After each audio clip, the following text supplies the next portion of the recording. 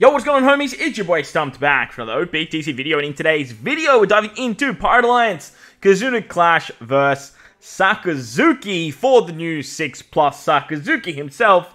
And in today's video, we're putting together some buildable teams that don't use any of the new batch characters that include stuff like the One Piece Day Legends, the One Piece Day Rare Recruits, nor are we utilizing the new Whitebeard as ours, nor are we using them as a friend captains. Hopefully these teams help you guys out. I have kind of prioritized them to take down level 30, or up to level 30, but they do work, or they should work, past level 30 as well. Remember, this is a regular Kizuna Clash. It's not a super boss. A lot of people won't be spamming tokens here. You will be doing a lot of runs below level 30, because a lot of people will be using the suicide strat to actually get assists up. If you guys don't know what the suicide strat is, I'll leave a link in the description below to a short I did to sort of explaining how the strategy works, so that way you can build up as many runs with your alliance members, with your friends list, to do assists every 15 minutes, and allow other people to clear your runs, so that way you don't have to do them, and you're kind of getting the best of both worlds without using any potions. But if this video helps you guys out, hit the like button, hit the subscribe button, do all that good stuff. And with that said, let's dive in for the 10-star boss quick. For this particular Kizuna, they have basically taken away all type effects. There is no positive type effects when it comes to actually hitting the boss. However, what they have done is they've introduced that mechanic they brought in with Treasure Map, being the weakness buff. And they're kind of going more into like a class meta, where powerhouse characters for this particular Kizuna is going to do more damage. Now, I haven't really funneled into that, but when I do my actual like friend captain Whitebeard teams, we probably will. As for the boosted characters for this fight, we have the new Whitebeard, and then we have the Rare Recruit Jozu and Vista. I believe that's Young Vista. Dex quick in characters get all the good stuff. On turn 2, you get attack down and below a certain chain, and then a chain multiply growth rate of 0.1. So very annoying stuff there. You're going to have to try and be above 2.75 or remove that chain multiply growth rate. After level 30, which again, all these teams are sort of built for, but they do work better up to level 30. Whitebeard is going to have all the regular blowaway stuff and is going to, Akainu is going to have all the regular blowaway stuff and be Awakening class powerhouse, which means powerhouse characters will do more damage. So this is where the type advantage comes into play. It's like a class advantage, not a type advantage. There's 2 turns of a 10 orb slot barrier for 2 turns. Full board of block orbs, immunity except for increased damage taken, normal attacks only, 1 turn of damage reduction, defense up, and threshold, 6 turns of paralysis, and 5 turns of all color orbs doing less damage. There's also 6 turns of resilience, and as you can see down the bottom there, 98 turns of remove type effects. So you don't really want to build out like a mono quick team Dex team, because Dex characters aren't hitting harder anyway. If you want to do more damage, you can build out powerhouse teams. However, I've put together a bit of like a cerebrally slasher based team. On stage 2, you do have to get around 5 turns of attack down, as well as get above a 2.75 times chain. Now, this is a little bit challenging to do because it's actually 3 turns of an attack down if you're below a certain chain. So you need to either remove that or use a character that can do 3 turns of getting above that 2.75. For my team, I put together this particular free-to-play Kid and Law. They have the ability to set your chain at 2.25, maxing at 10 times for 3 turns as long as your captain is Cerebral or Striker. On top of that, they do 3 turns of end-of-turn damage, so that's going to help out at getting around the resilience. They also make tap timing increase as well, so your perfects are hitting 0.4. However, remember you've got your chain multiply growth rate reduced to 0.1, so you do want to bring another character that can get above that 2.75. And to hybrid this unit up with another to do that, I am using the new free-to-play co-op Rare Recruits Hiyori. This particular character has double special activation, and with her double special, she removes 4 turns of attack down, which is great because you need to remove 5 on turn 2, plus she gives you a 1.2 chain multiplier boost. This is going to put you at a 3.4, which is very easy to get past that attack down, plus she removes the attack down. You are going to need the help of the support Luffy. This is a free-to-play support. You can pick him up over in the treasure map shop. He removes 1 turn of attack down, and if you don't have him, you can run any other attack down removing supports. Off the top of my head, there is a Morley, I believe, that goes on Robin Koala, or maybe it's Karasu, I can't remember which one it is, for attack down. You have K-Dad that goes on Hiyori, and there is the quick rare recruit Corazon that's was also attainable from the shop not long ago as well. So the 2 free-to-play characters, they take care of turn 2. And then on the final stage, we are going to get around all of the damage reduction effects with Brook. You can use Bobbins if you want to. You can use... There's a free-to-play Blackbeard. He's also going to work. I chose Brook because Brook's the man. He rotates block orbs too, but I'm actually using Shanks on the final stage to actually get around the paralysis. On top of that, Shanks is going to be our attack booster. He's going to be our chain booster, and he's going to be a base attack booster, which is really, really nice. If you run 2 Shankses, you can use him on turn 2 to get a chain boost, 3-turn chain boost. And then you don't need Hiyori. You can replace Hiyori with another attack down remover. And that'll work fine. But after level 30, you're going to want to bring a character that can make some sort of orb that isn't int. Shanks is going to make full board int orbs. So you're going to want to have like a friend captain Bonnie with a 6+ or the new Bonnie to make recovery orbs. You're going to want to have something like maybe Yamato that can turn them into Wano orbs. And that's going to work out hunky-dory. As for the barrier, Rob and Koala are taking care of this pretty nicely. We don't get the color effectiveness from their type advantage special. But they are an orb booster as well, which is really nice. Plus, they can just completely remove the barrier, so easy peasy. On to Sai now. Once again, obviously, you don't really want to build out a int team, but they do really want you to use a powerhouse team here.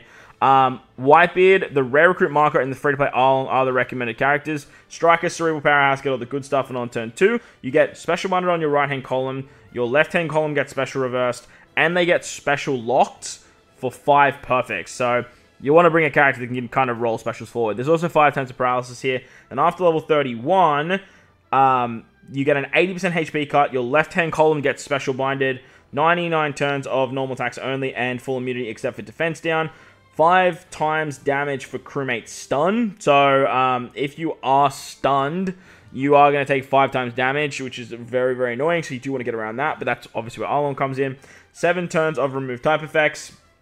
5 turns of damage reduction, 1 turn of defense up, and if you use a slot effect boost, you get a whole bunch of nasty stuff, so you definitely want to carry a slot effect boost in.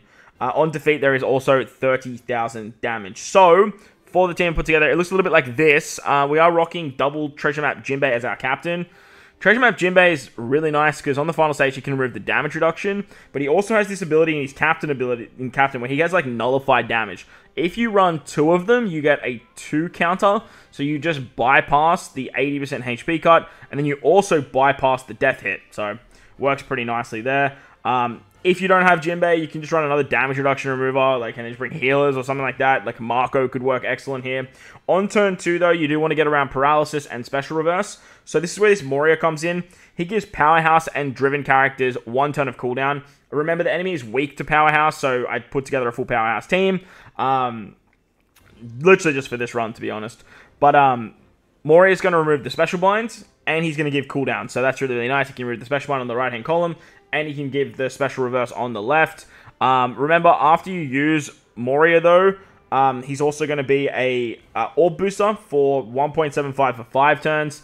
Unfortunately, we don't have like a HP cut or anything like that, but you could probably use like the Whitebeard ship to be below 50% HP.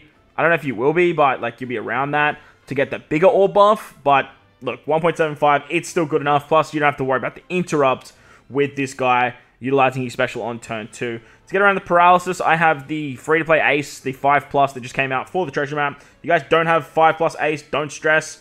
I believe he still does paralysis in his 5-star. He also puts up territory for free spirit classes as well. Not that that really matters here, but yeah, it's pretty interesting. He does a color affinity buff, but like at the end of the day, he's just here for paralysis. If you don't have him, just use something else. But everyone should have him. He's free to play for crying out loud. As for the other captain, I do have Jinbei, but you could definitely run double Luffy in this situation. The anniversary Super Sugo 10th anniversary unit. You could definitely run 2 of him.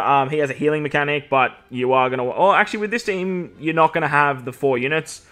Sorry, 3 units. But if you run 2 Jinbeis, you definitely will. So, just use all your left-hand column specials on turn 2, and then on the final stage, Arlong's going to go around the stun. Plus, Arlong can set defense to 0, which is really, really nice. You're also going to have damage reduction, so he also gives the... What's it called? He gives a whole bunch of stuff depending on what the enemy has. So he sets defense to 0, and then I believe if they have damage reduction, he has increased all damage taken by 1.5. So he'll apply an increased damage taken effect, which is really, really nice too. Finally, like I said, I just threw on Luffy. Luffy's just a really big attack booster for this team. If you guys don't have this Luffy, just run, I don't know, like X-Drake, or you could run like Sanji, the free-to-play Sanji for a chain boundary, and then Jinbei becomes your attack booster. It all works out pretty hunky-dory there. So that's the team. Should work fairly nicely. Rocking it out at strength. Once again, you do lose type effectiveness. Reiju, the Kizuna Legend, and the new Whitebeard are the recommended characters. Powerhouse Free Spirit Fighters get all the good stuff, and on turn 2, your left-hand column gets special binded, and your left-hand column get binded, and your crewmates get special binded. Wow, I couldn't talk for a second then.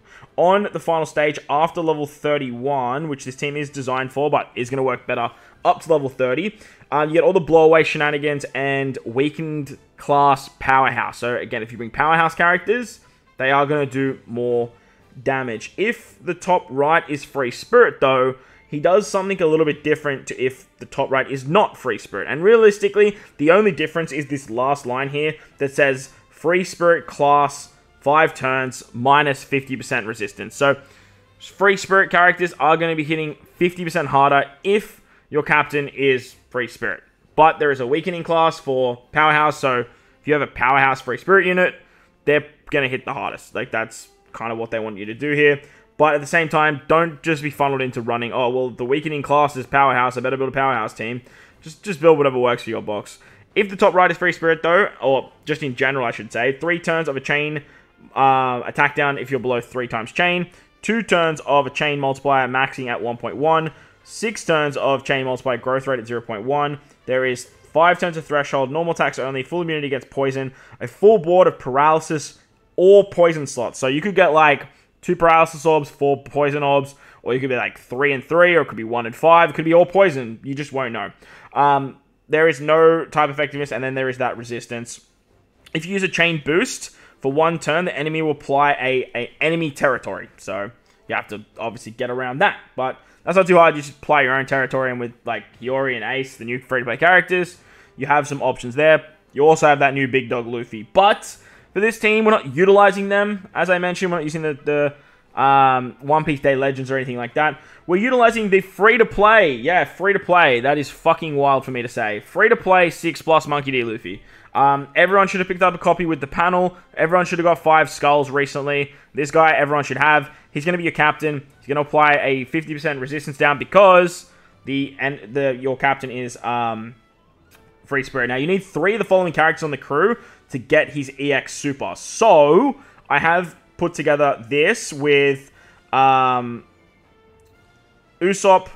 with Sanji, and I'm pretty sure Law works in your ability, right?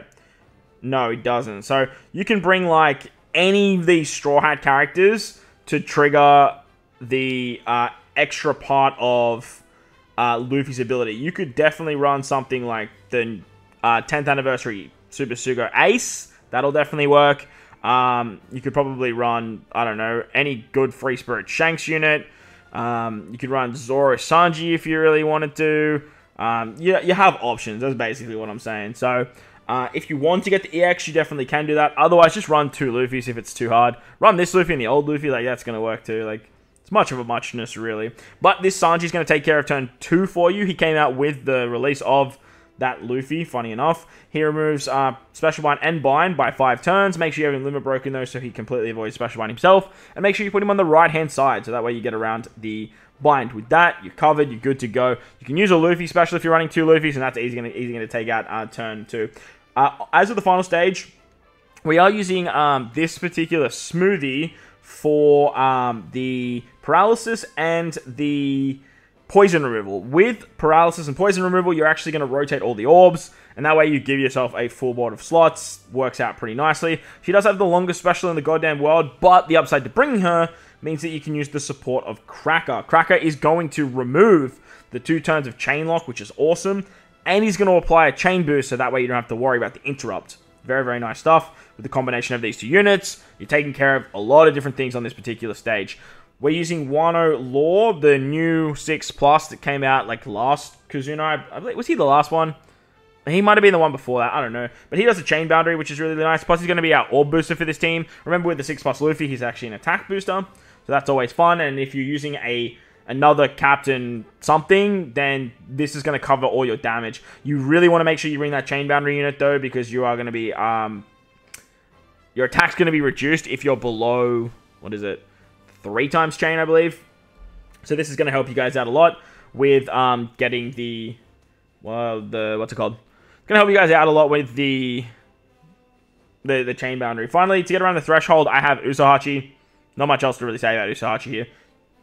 I just wanted it to be a Straw Hat, and I wanted it to take care of the threshold. So that's the team for Sakazuki. Again, don't get fooled with funneled into Powerhouse. If you bring Free Spirit, they're going to do a lot of damage too. But hopefully these teams help you guys out. And if they do, belt the like button, hit the subscribe button, do all that good stuff.